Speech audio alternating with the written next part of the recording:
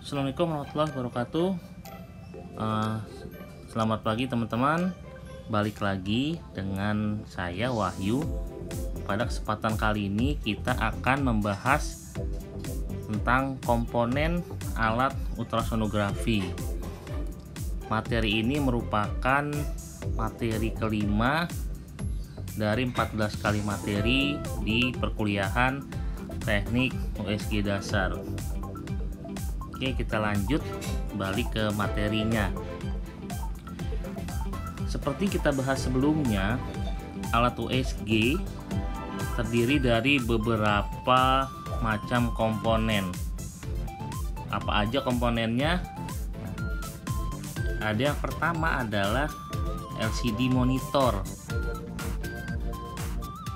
Untuk generasi terbaru sudah dilengkapi dengan touchscreen LCD-nya, bahkan sudah teknologinya LED dan ada juga yang OLED. Terus komponen kedua adalah printer. Untuk printer rata-rata alat USG menggunakan thermal printer, jadi tidak menggunakan tinta, dan ada juga tambahan printer Polaroid. Oke. Nah, komponen ketiga adalah transducer nih. Ini letak transducer. Transducer adalah sensornya ya di alat USG, karena di transducer yang menghasilkan gelombang ultrasonik. Transducer terdiri dari bermacam-macam bentuk maupun fungsinya. Nah, kita akan lebih banyak membahas transducer ya, karena memang transducer adalah komponen yang paling penting di ultrasound. Terus komponen berikutnya adalah pulse control. Jadi untuk pengaturan gelombang ultrasound yang dihasilkan. Ada dua macam gelombang ultrasound. Yang pertama adalah gelombang pulsa, yang kedua adalah gelombang continuous.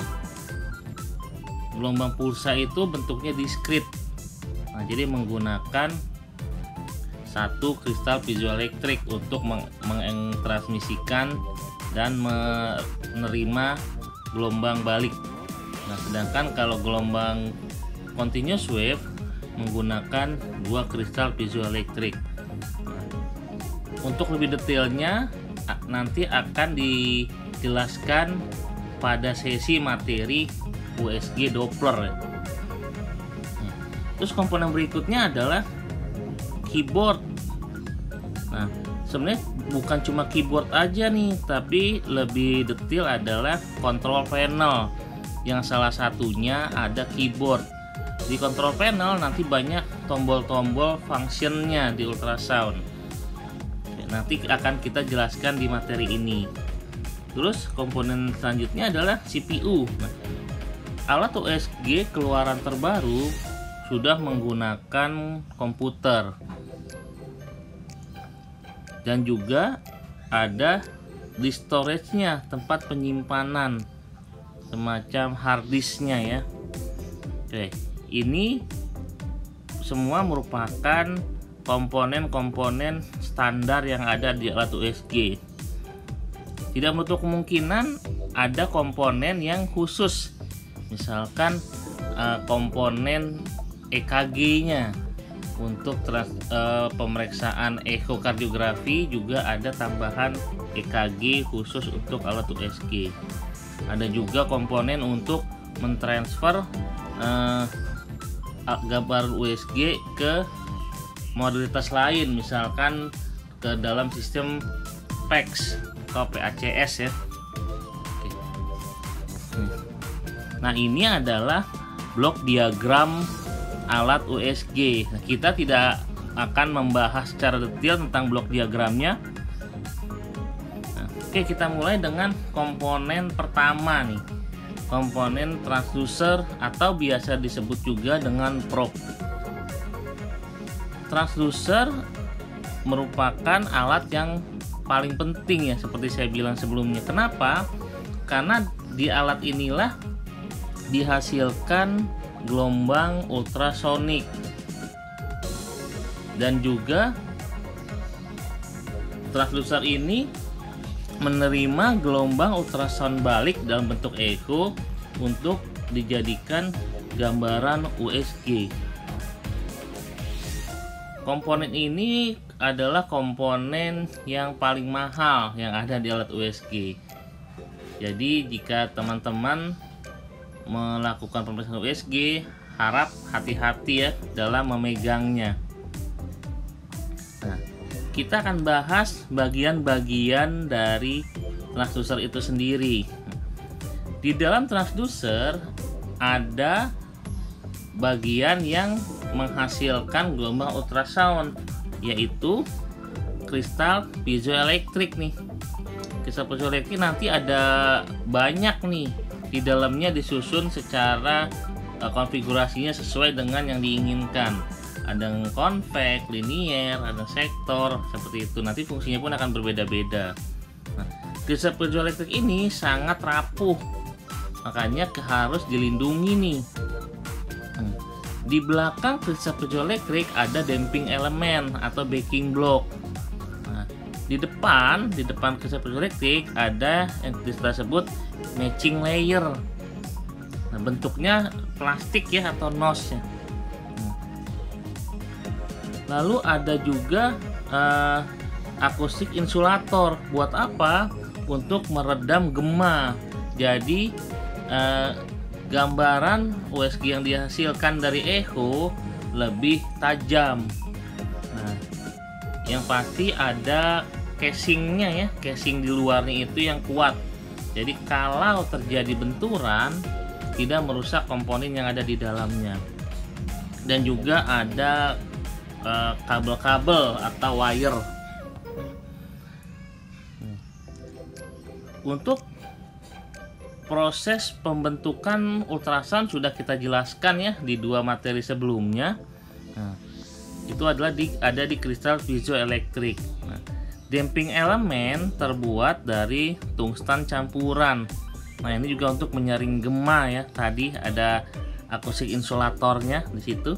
Nah, matching layer itu di depan fungsinya apa? Matching layer untuk meningkatkan gelombang ultrasound yang ditransmisikan antara permukaan transducer dengan tubuh. Nah, kabel atau wire itu menghubungkan pulsa listrik dengan kristal. Jadi untuk mengaliri listrik ke dalam kristal piezoelektrik sehingga menghasilkan gelombang ultrasound. Nah, transducer seperti saya bilang sebelumnya ya, ada bermacam-macam. Ada yang kita sebut transducer transabdominal. Artinya apa? Pemakaiannya itu melalui abdomen atau di perut. Ada yang transducer transvaginal. Berarti transducer tersebut dimasukkan melalui vagina. Ada yang kita sebut juga transducer transrektal. Sesuai namanya ya. Jadi kita masukkan melalui rektum. Terus ada juga transducer ekokardiografi. Itu untuk pemeriksaan jantung. Ada lagi transducer small part. Nah, biasanya juga disebut jenisnya adalah transducer linier. Dan ada transducer 3D atau 4D. Transducer khusus ya yang ada mekanik di dalamnya. Nih. Cara memegang transducer itu harus khusus ya. Yang paling umum adalah cara memegang seperti pensil nih. Cara megang pensil atau pulpen ya. Nah, pastikan megangnya itu harus firm ya, harus kuat supaya tidak jatuh. Nah, pegang sampai di leher sini nih, leher transducernya nih. Jangan cuma megang di ujung sini aja atau megang sampai terlalu bawah sini, tapi megang cukup di sini aja. Dan posisi tangan harus dalam keadaan nyaman. Kenapa?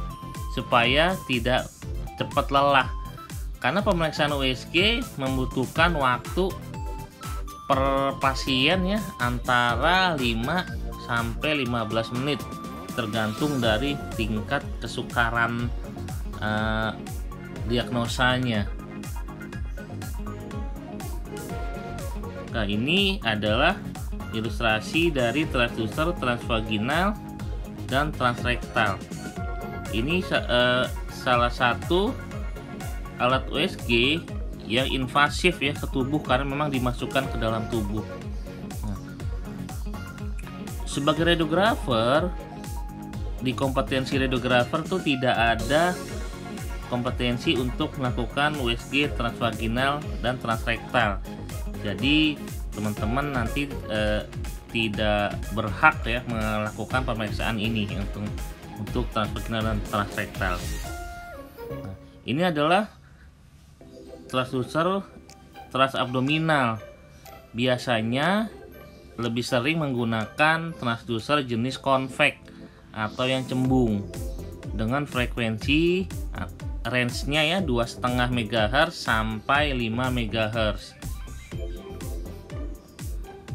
Nah, ini jenis transducer nih yang tadi saya bilang jenis transducer konveks bentuknya karena dia bentuknya cembung, dan ini transducer yang linear bentuknya lurus.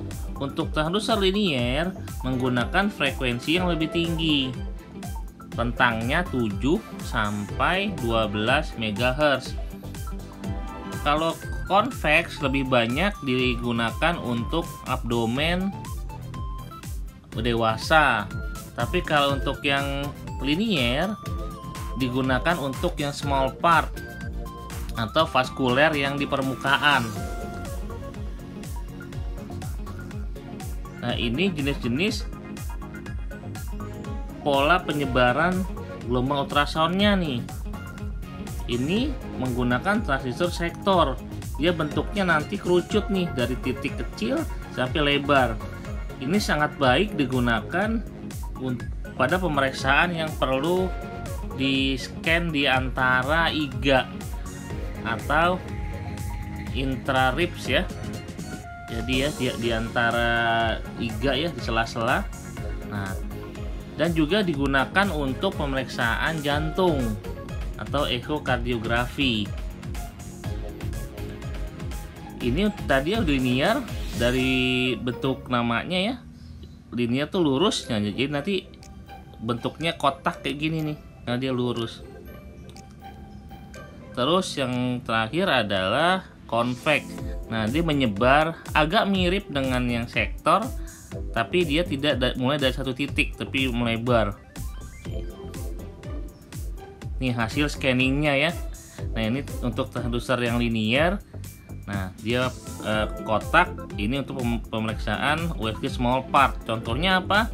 Payudara, tiroid, testis, ya. Atau bisa juga untuk abdomen bayi karena pendek ya, tipis ya, tebal dari abdomennya. Karena transducer linear dengan frekuensi yang tinggi sangat baik resolusinya, tetapi tidak bisa untuk menjangkau organ-organ yang dalam.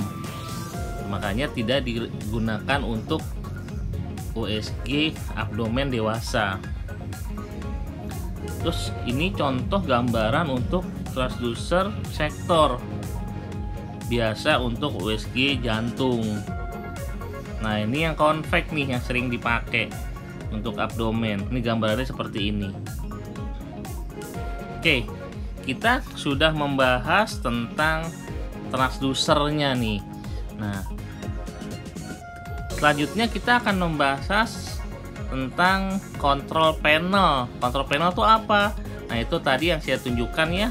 Ada keyboard, nanti ada tombol-tombol fungsinya. Nah, tombol fungsinya itu nanti macam-macam.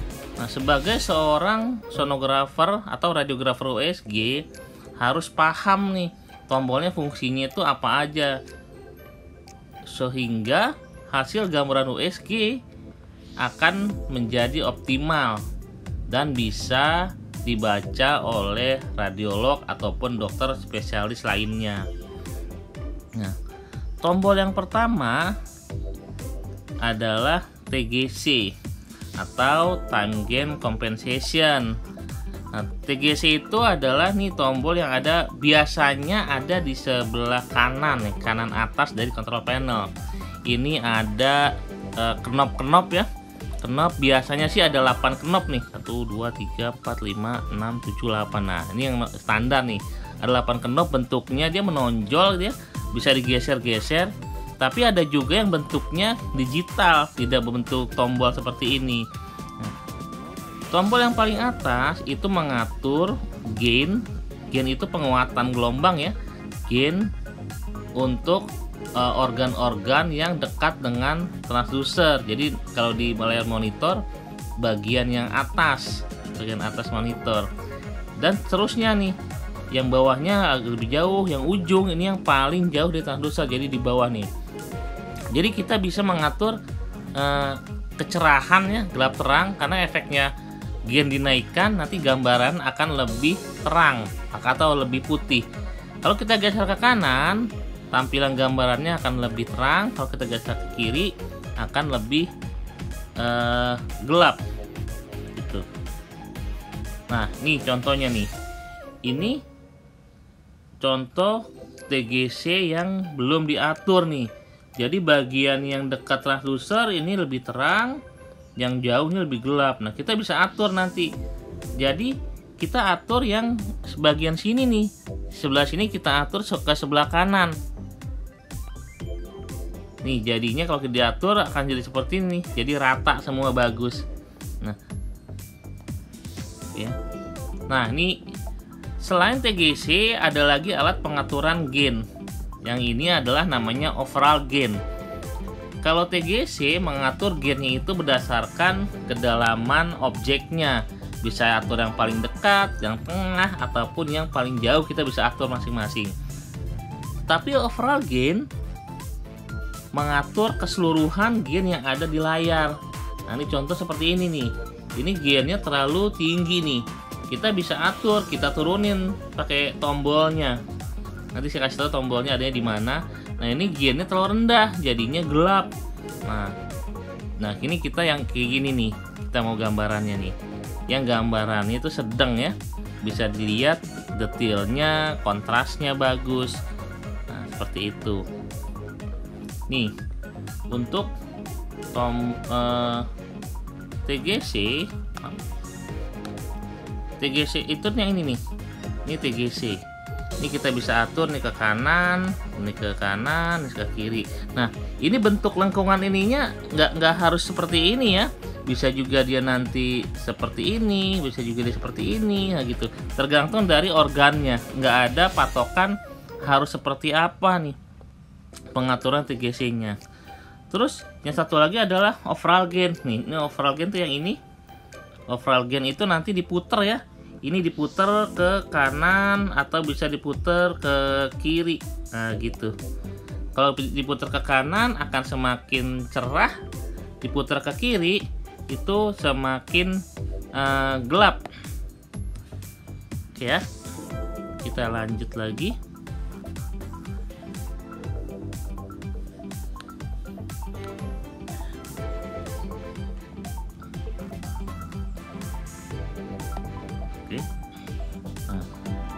Yang kedua adalah body marker. Body marker tuh apa? Mirip dengan marker yang ada di radiografi ya, RL. Fungsinya untuk ngasih tahu nih, ini posisinya sebelah kanan atau sebelah kiri. Nah, di ultrasound juga ada body marker. Kenapa? Untuk menginformasikan yang pertama posisi dari pasiennya. Posisinya apakah dia supine, prone, atau kan agak oblik, miring ya. Terus yang kedua, menunjukkan posisi dari transducernya. Transducernya itu adanya di bagian mana nih? Ini contoh di sini ya. Apakah di sini atau di sini? Nanti kita kasih lihat nih. Dan yang ketiga adalah potongan apa nih yang kita pakai untuk menghasilkan gambar tersebut. Kalau tidak dikasih tahu posisinya akan susah nih, ini organ di daerah mana. Karena USG kelemahannya adalah field of view yang sempit. Nah, jadi potongan gambarnya itu luas lapangannya sempit banget, tidak bisa keseluruhan tubuh. Nih, posisinya di mana? Di sini nih. Nih body marker ya. Ini kalau kita pencet, nah itu nanti akan muncul tuh pilihannya. Oke, oh ya, ini adalah control panel alat USG Philips nih. Kebetulan kita punya di lab USG kita nih alat ini. Jadi nanti teman-teman bisa ya praktek di lab. Nah, selanjutnya adalah tombol zoom. Sesuai namanya ya, zoom itu untuk memperbesar area gambaran. Ini contoh ini ya. Ini contoh, ini transducer yang transvaginal nih. Transvaginal. Nah, kita bisa di sini nih membesarkan yang cuma bagian sini doang nih. Nanti kita tinggal pencet tombol zoom, nih yang sebelah sini akan jadi lebih besar. Nah, tapi kelemahannya adalah akan lebih kasar nanti gambarannya. Mirip dengan misalkan kita mau nge-crop ya, nge-crop gambaran di JPEG ya di komputer. Kalau kita crop, nanti kan otomatis dia akan membesar tuh. Nah, gambarnya pun akan jadi pecah. Sama di USG kayak gitu. Tombol zoom tuh yang mana? Yang sebentar nih. Kita cari tombol zoom nih. Yang atas ini ya, nih zoom. Ini tinggal kita pencet aja, itu nanti akan muncul ROI-nya ya. Nah, kita tinggal klik aja, nah akan lebih besar. Oke. Nah, tombol berikutnya adalah yang kita sebut kaliper. Kaliper itu fungsinya sebenarnya penggaris ya. Penggaris yang ada di dalam sistem. Fungsinya otomatis untuk mengukur. Nah, tapi pengukurannya nggak cuma panjang aja atau jarak aja, bisa juga mengukur volume. Bentuknya ada yang garis, ada juga yang melingkar, atau juga yang tracing garis tuh. Nanti kita bisa tracing gambarannya jadi gitu ya, nggak harus bulat tapi bisa lonjong, bisa agak siku-siku seperti itu, atau ada sudut-sudutnya maksudnya. Nih untuk kaliper, tombolnya ini nih. Nih kaliper ya, penggaris. Nanti kita tinggal klik kaliper, nanti akan muncul garisnya ya. Nanti kita klik enter, terus digeser trackballnya, klik enter lagi. Lalu ada yang namanya depth. Depth itu apa ya? Dalam ya, kedalaman. Jadi fungsi tombol ini untuk mengatur seberapa dalam nih kita mau mengambil gambaran di monitor USG. Nah, nanti satuan dalam sentimeter. Kalau kita tuasnya di lebih dangkal, kita kurangin tuh sentimeternya, nanti gambarannya pun akan jadi lebih anterior tuh. Jadi bagian anterior atau yang dekat dengan transducer itu akan lebih besar. Nah, nih tombolnya tuh yang ini nih, depth. Nah, kita bisa ngatur depth mau bagian yang lebih dalam atau mau bagian yang lebih dekat dengan transducer.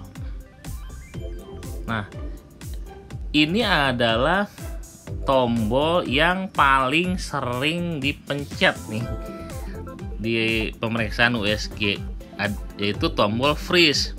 Tombol freeze itu ya sesuai namanya ya, untuk membekukan gambaran. Jadi kalau misalkan kita lagi scanning, udah dapat gambarannya nih di monitor, langsung kita freeze. Nah, itu gambar itu udah nggak berubah-ubah lagi tuh. Nah, tombolnya, karena ini ada tombol yang paling sering dipencet ya, tombolnya beda sendiri dengan yang lain. Ini kalau kita lihat ya, tombol yang lain itu kan warnanya seragam tuh ya, abu-abu, ada orange juga, orange, abu-abu, kayak gitu seragam semua. Nah, tombol freeze pertama diameternya besar, terus yang kedua ini ada gerigi-geriginya nih, dan warnanya dibedain hijau. Ini khusus untuk Philips, ini HD9 ya. Alat lain beda lagi tuh, ada yang besar, yang lain standarnya kecil, dia besar, warnanya beda sendiri gitu. Tapi biasanya ada geriginya. Kenapa? Karena kalau kita melakukan pemeriksaan USG, mata kita atau pandangan kita itu selalu ke layar monitor ya, jarang-jarang melihat ke control panel. Jadi freeze itu dipencet tanpa melihat kontrol panelnya. Uniknya seperti itu, makanya dikasih beda tombolnya. Jadi kita bisa gampang tuh nyari tombol freeze itu tanpa melihat tombolnya. Oh, ini tombol freeze nih, karena posisinya tuh khas. Biasanya tuh ada di sebelah kanan bawah dari kontrol panel. Setiap alat selalu kayak gitu. Dan ada geriginya atau misalnya lebih besar, kita apal jadinya. Tapi untuk tombol yang lain, itu kan tombolnya kita bisa lihat dulu baru dipencet gitu. Karena biasanya tombol itu tombol post processing ya. Jadi begitu udah kita freeze baru kita pencet tombol yang lain. Contohnya gini, kita mau ngukur ya pakai kaliper ya. Tetap gambarnya kita freeze dulu, baru tuh kita ukur pakai kaliper. Atau misalkan kita mau nyimpen gambaran nih, tetap gambar kita freeze dulu, baru kita pencet monitor. Termasuk zoom juga kayak gitu. Oke ya, kita lanjut lagi. Nah, save file nih, save file itu untuk menyimpan gambaran. Tapi di tombol kadang tulisannya bukan save, ada lagi yang tulisannya img, atau ada juga tulisannya image, tapi ada juga yang tulisannya save. Nah, ini. Nah, kalau kita save file, bentuk filenya adalah JPG biasanya. Tapi kalau kita mau menyimpan gambarannya bergerak ya, nah kita simpan dalam bentuk scene atau mini movie. Caranya gimana? Kalau save file, kita harus freeze dulu nih. Kita freeze, kita pencet tombol save atau img atau image. Nah, tapi kalau mau bentuk scene atau mini movie, nah, gambaran USG-nya tidak perlu di freeze dulu, tapi langsung aja saat kita scan kita langsung pencet save atau img atau image. Nah, gambar file yang dihasilkan itu akan dalam bentuk mini movie, nanti bergerak gambarannya. Tombolnya yang mana nih? Sini nih. Oh, ada satu lagi istilahnya, acquire. Nah, jadi selain img, save, image, nah ada lagi tulisannya acquire nih. Nah, dipilih-pilih tulisannya acquire ya. Nah, terus selain tadi ada kaliper penggaris, ada tombol yang menggunakan kalkulasi khusus nih atau pengukuran khusus, namanya tombol measurement, atau ada juga calculation. Nah, buat apa nih? Misalkan untuk mengukur general measurement dan juga OB measurement. OB itu obstetri ya. Nanti ada pengukuran BPD, AC, HC, FL, CRL, GS, FHR. Nah, ini akan dijelaskan lebih detail saat materi OB, USG OB atau USG kehamilan. Oke. Terus tombolnya di mana nih untuk measurement nih? Nih, measurement itu nih ya. Tadi ini kaliper, nah di sebelahnya itu ada calc nih atau calculation. Tapi ada alat lain, merek lain ya, tulisannya measurement. Oke. Nah, terus ada lagi yang namanya fokus. Fokus itu apa? Untuk menegaskan gambaran di area tertentu, lebih di kedalaman tertentu nih. Nah, kayak gini nih. Tombolnya itu yang ini nih, fokus. Kita bisa mengatur titik fokusnya ada di mana. Nah, titik fokus itu juga bisa diatur lebih dari satu titik. Bisa 1, 3, bisa 5, atau bisa banyak. Nah, tapi semakin banyak titik fokusnya, frame rate yang dihasilkan itu akan lebih rendah. Jadi gambar itu akan lebih lag ya, laggy gitu. Ini contoh gambaran dari pengaturan fokus. Nah, ini gambarnya, contohnya ini kita mau ngambil gambaran ginjal ya. Gambaran ginjal harusnya fokusnya di sebelah sini taruhnya, tapi ini fokusnya di atas, ini nggak fokus nih. Nah, kalau kita mau lebih baik ya, tampilan seperti ini. Fokusnya taruh di sini, ini jadi lebih tegas. Memang tingkat ketajamannya nggak terlalu jauh beda ya dengan yang fokusnya asal-asalan, tapi tetap menjadi lebih baik ya. Nah, karena tugasnya videographer kita menghasilkan gambaran yang berkualitas. Nah, terus kalau misalnya mau lebih gampang ya, langsung aja bikin fokusnya multiple seperti ini nih tuh. Nah, banyak, tapi nanti gambarannya akan agak nge-lag. Kekurangannya itu. Oke. Dari saya cukup sekian untuk komponen USG. Sebenarnya masih banyak ya tombol-tombol khusus. Nah, tapi karena ini adalah materi USG dasar, jadi kita tidak membahas tombol-tombol yang lainnya nih. Mungkin di kesempatan berikutnya kita akan membahas fungsi-fungsi yang lain. Oke, dari saya cukup sekian. Kita ketemu lagi di materi berikutnya. Assalamualaikum warahmatullahi wabarakatuh.